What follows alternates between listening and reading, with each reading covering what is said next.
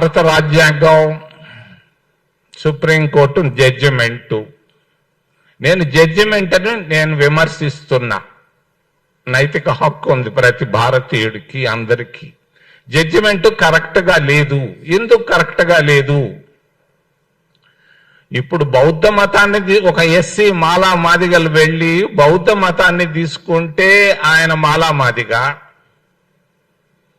లేకపోతే సిక్కు మతాన్ని తీసుకుంటే ఆయన మాలా మాదిగా, మరి క్రైస్తవ మతం తీసుకుంటే ఎవరైనా ఒక ఆయన బైబిల్ పట్టుకొని చర్చికి పోతే ఆయన రెడ్డి, కమ్మ లేకపోతే రాజు అవుతాడా?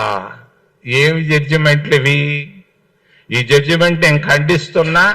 కానీ రాజ్యాంగంలో చిన్న చిన్న ఉన్నాయి.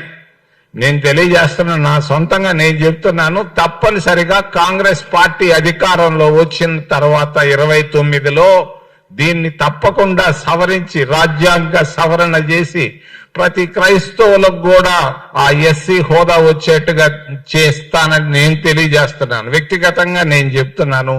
మా పార్టీని కన్విన్స్ చేసి మరి క్రైస్తవులకు కూడా ఎస్సీ స్టేటస్ వచ్చేట్టుగా చేస్తానని తెలియజేస్తూ 4 మాటలు ఇంగ్లీష్ లో చెప్పాలనుకుంటున్నాను.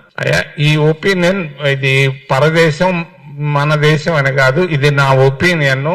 క్రైస్తవులకు కూడా మేము మేలు చేయాలనుకుంటున్నాం. తప్పనిసరిగా ఇది నా వ్యక్తిగత అభిప్రాయం. బైబిల్ పట్టుకొని చర్చికి పోయినంత మాత్రాన మాలా మాదిగలు, రెడ్లు, కమ్మలు కాలేరు.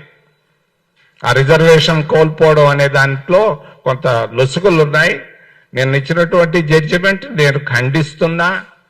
తప్పనిసరిగా రాజ్యాంగ సవరణ చేసి మా ప్రభుత్వం రాగానే అందరికీ, బౌద్ధులు, సిక్కులు, క్రైస్తవులు, హిందువులు అందరూ సమానంగా ఉండేట్టుగా చేస్తానని నేను వ్యక్తిగతంగా తెలియజేస్తాను. అది నా బాధ్యత. నాకు ఆ సత్తా ఉంది. నా వ్యక్తిగతంగా నేను చెప్తున్నాను, క్రైస్తవులకు సాయం చేస్తామని చెప్తాను. తప్పకుండా రాజ్యాంగ సవరణ చేసే దిశలో నేను తీసుకెళ్తాను మా పార్టీ.